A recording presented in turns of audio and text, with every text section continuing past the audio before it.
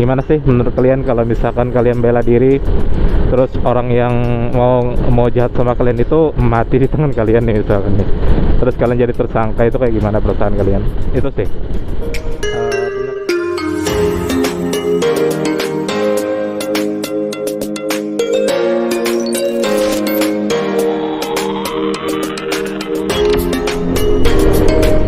Oke, kembali lagi hari ini kita ngetrip tipis-tipis saja. Saya sekalian mau nganter istri kerja pagi ini di bulan suci Ramadan ya, untuk trip pertama kalinya. Kebetulan juga suara saya lagi serak-serak ini. Cuaca pagi ini lagi mendung juga guys. Terima kasih buat kalian yang udah nonton lagi vlog saya. Hari ini sih saya nggak kemana-mana, cuman mau bahas apa ya, bukan bahas juga sih, meluapkan keresahan mungkin ya. Keresahannya itu tentang apa guys, yaitu apa ya, berita kemarin itu, padahal saya sempat bahas tuh dulu di vlog saya itu masalah pelaku begal yang apa ya, yang dibunuh terus yang korbannya jadi tersangka kayak gitu. Nah ini terulang kembali guys. Kayak lagu apa ya, kayak lagu Noah ya, dan terjadi lagi.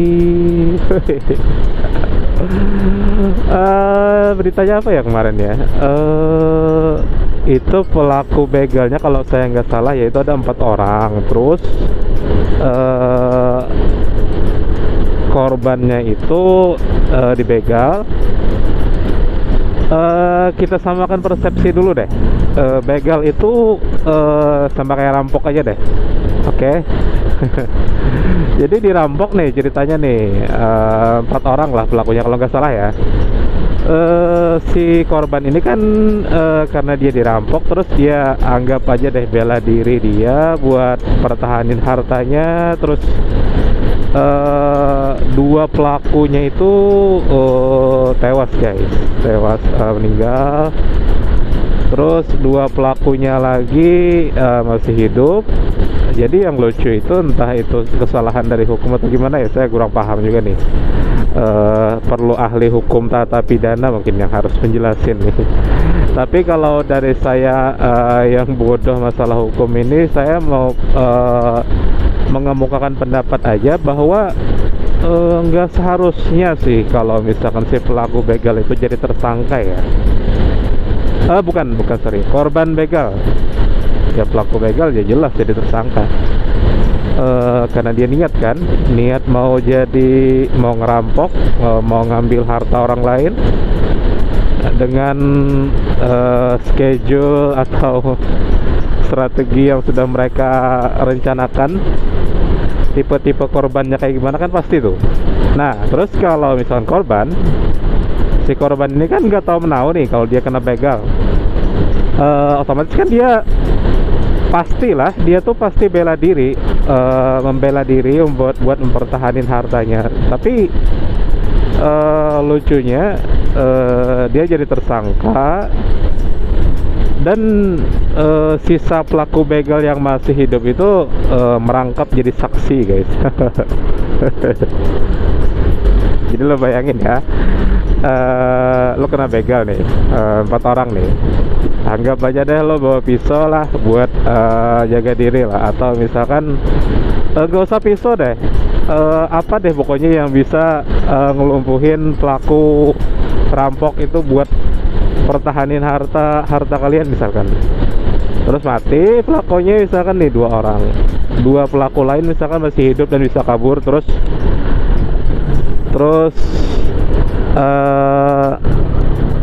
apa ya, lo jadi tersangka guys.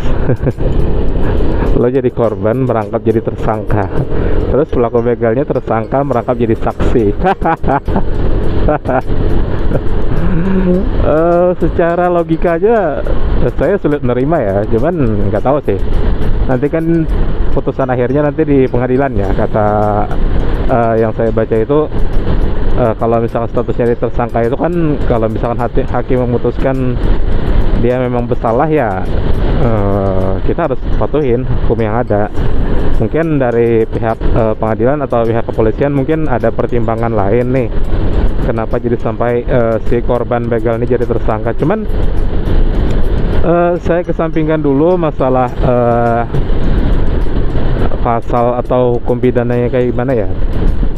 Tapi saya mau ngutip pendapat salah satu ustadz. Kebetulan saya muslim ya. Bagi kalian yang muslim, kita kan ada panutan nih. Nah, panutan kita itu kan harusnya jadi patokan juga buat kita ngambil tindakan apabila dalam waktu-waktu tertentu kita memang diwajibkan untuk membela diri, untuk mempertahankan harta kita. Nah, kayak gitu. Jadi dari kata salah satu ustadz yang saya kutip itu, jika kalian terancam ingin dirampok, contohnya nih, mempertahankan harta kalian, itu diperintahkan dalam agama itu untuk melawan, guys. Jadi memang ada tuntunan perintah buat melawan. Jika kalian diperangi kayak gitu, misalkan nih diperangi atau ya kayak tadi lah kasusnya, merasa terancam, kalian lawan. Terus kalau misalkan kalian yang amit-amit ya, kalian yang meninggal misalkan nih, kalian itu mati syahid bahasa agamanya itu. Nah, bagi yang muslim ya, kalau misalkan dari agama lain mungkin ada juga tuh ajaran-ajaran dari agama tersebut yang mengajarkan untuk mempertahankan diri, bagaimana caranya. Tapi yang saya tahu, terus kalau misalkan kalian mati nih dalam kasus pembelaan diri buat mempertahankan harta kalian, itu matinya mati syahid, guys. Terus kata ustadz tersebut, kalau misalkan si pelakunya yang mati, nah kalau si pelakunya yang mati di tangan kita yang membela diri, dia masuk neraka karena nggak sempat taubat setelah melakukan kejahatan tersebut. Jadi bedanya kayak gitu. Nggak ada tuh dalam hukum Islam ya, khususnya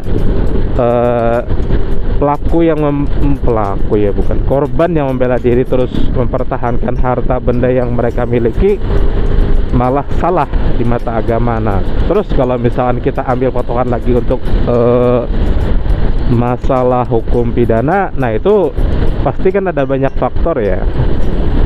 Saya juga kurang paham kalau misalkan dari patokan pengambilan kata tersangka itu, guys.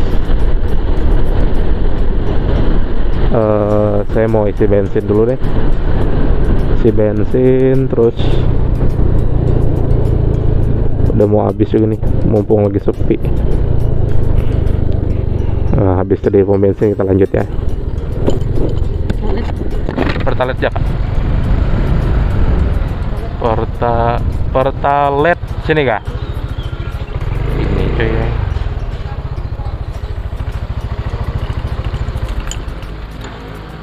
Ditnya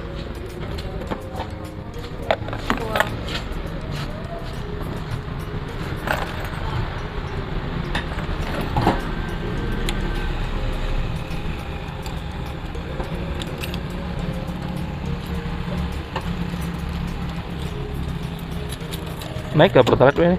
Turun. Turun gak? Iya, pilihan dari nikahan. Kabarnya naik. Hendak Leh. Gas bang ya, Pak, gas? Gas sama. Terabenya ya. Tapi naik bonti tadi aja. Balik Pertalite nikahannya. Tapi nikahannya paling sedikit sih, Bang. Bang.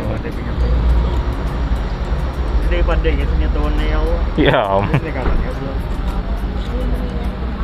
Tomat dinaikkan turunakan ulang.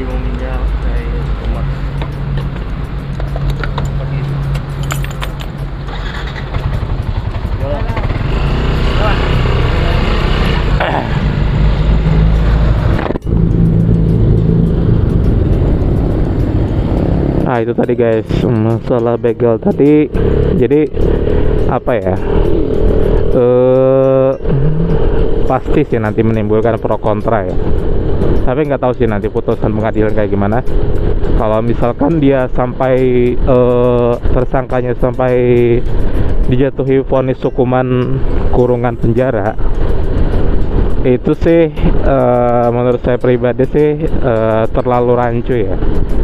Atau apa ya, kalau menurut kalian itu gimana sih? Menurut kalian kalau misalkan kalian bela diri terus orang yang mau jahat sama kalian itu mati di tangan kalian nih misalkan nih, terus kalian jadi tersangka, itu kayak gimana perasaan kalian? Itu sih benar-benar harus dikawal sih hukumnya. Soalnya kasihan korbannya. Lo bayangin aja misalkan nih di jalan, terus lo bawa motor, ada begal, contoh nih 2 orang misalkan. Kalau lo serahin harta dan langsung lo serahin gitu aja misalkan nih, kita itu dilarang pengecut guys. Pengecut, maksudnya pengecut gimana ya? Dalam situasi tertentu kita diwajibkan memang harus membela diri kita buat mempertahankan harta benda. Kalau kasusnya di jalan mungkin kita sendiri ya. Kalau misalkan kasusnya di rumah misalkan nih, begal itu kan bahasa bukan bahasa baku yang bisa diterima buat semua orang ya. Kalau misalkan perampok nih, nah kalau perampok kan itu udah umum banget di masyarakat. Jadi kalau misalkan ada kasus yang seperti itu tapi kondisinya di rumah, nah itu kayak gimana? Oh, kita diam aja nih, liatin aja, terus dia ngambilin harta kita, terus kita terancam, terus kalau misal sudah berkeluarga, anak istri juga terancam, masa iya sebagai kepala keluarga misalkan kita nggak ada pembelaan diri. Terus kalau kita bela diri tiba-tiba pelakunya meninggoy misalkan, kita yang disalahin ya. Viral sih itu beritanya kemarin, sampai beberapa akun Instagram itu nyentil masalah berita itu. Jadi katanya apa ya, berarti katanya aja kalau misalkan kita dibegal, yang melawan guys, serahin aja hartanya. Terus nanti kalau kita ngelawan takutnya jadi tersangka.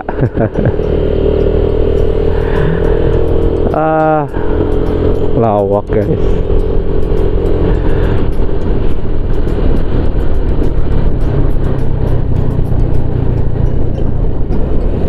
Entah itu salah pengambilan apa ya, patokan hukumnya atau gimana ya, saya kurang paham juga sih. Kalau misalkan kita kembali lagi ya ke masalah hukum tadi, setiap negara kan beda-beda ya hukumnya ya. Setiap negara beda-beda, ada yang keras, ada yang ya itulah, nggak terlalu berdampak sih. Kalau kita ambil patokan hukum misalkan nih di negara lain, seperti yang kalian tahu misalkan nih masalah koruptor ya. Koruptor itu di negara lain ada yang sampai dihukum mati kayak gitu. Cuman selama saya hidup di negeri Indonesia nggak ada tuh namanya hukuman koruptor buat hukuman mati buat para koruptor. Berapapun ya, berapapun yang dia korupsi, nggak ada tuh sampai menyentuh angka hukuman mati, itu nggak ada. Nggak tahu kedepannya kayak gimana ya. Bahkan yang kemarin kan yang paling kurang ngajar banget itu kan korupsi bansos ya. Itu pun cuman puluhan tahun guys, nggak sebanding sama berapa banyak dana bansos yang dia korupsi. Itu bangke banget sih. Gimana ya hitung-hitungannya kayak gitu. Kalau lo ngerampok nih 10 miliar gitu kan, divonis 10 tahun, berarti lo ada tabungan sekitar 10 miliar buat lo hidup di penjara selama 10 tahun. Itu pun masih berjibun guys. Nggak tahu tuh gimana perhitungannya, apakah dimiskinkan atau memang dihukum aja. Katanya sih dimiskinkan, cuman nggak tahu. Oke, thank you untuk video hari ini. Gila udah nyampe juga nih di kantor istri. like videonya jika kalian suka, dislike aja kalau nggak suka. Kita ketemu lagi untuk video selanjutnya. Oke, thank you. Sofian Penyungsungnya.